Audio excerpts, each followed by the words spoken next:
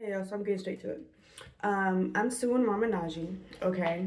And that's the restaurant that lied about their broth, that sent me to the hospital where I had to be on oxygen and ended up in the ICU because of their lies, correct? So I have been talking about them and, posting online about their lies and how the cashier tried to make me pay for the ramen, that caused the issue, how I asked employees about their broth and what it was made with, and they lied about it. Not that I assumed it. They came and told me yes.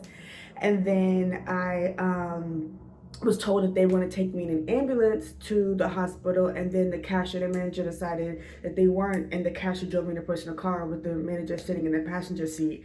And then they were waking in the hospital when the doctor was like, oh yeah, she's in really bad condition. She's having a really hard time breathing. And they were there, my first EpiPen shot and ETC. And then they left and went back to the restaurant and then told another employee, and that employee came back and was badgering me while I was in the yard before I got sent to the ICU, right? So I've been posting about them online, and I had posted a post that went viral, and in the caption, I explained what I just said about the cashier driving me in a personal car and all that stuff. And then they blocked me from being able to add them online. And then they finally responded back to the lawsuit, right? And they tried to deny accountability. And it's just like, honestly, it don't give a what happened in the hospital. I wouldn't have had to go to the hospital, and I wouldn't have been in the ICU on oxygen, which is solely y'all's fault, for anything else that happened in that hospital to happen. Had y'all called an ambulance? One, had y'all not lied to me about the broth? And then two, had y'all called an ambulance? I could have got help inside the ambulance. So by the time I actually got to the by the time I got to the hospital, oh my gosh, by the time I got to the hospital, I would have been okay.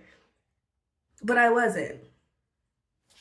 And I think that it's crazy and funny because they respond right around the time they get ready to open up a new location. And it's just like, yes, I'm talking about stuff and I'm bringing awareness to my story, but that's ghetto as fuck. You're going to use the pub around my name and around my videos going viral about the hurt and harm that y'all caused me and the trauma y'all have caused my life and the lack thereof of things that came afterwards to promote your new location, allegedly. That's ghetto as fuck. And fuck y'all.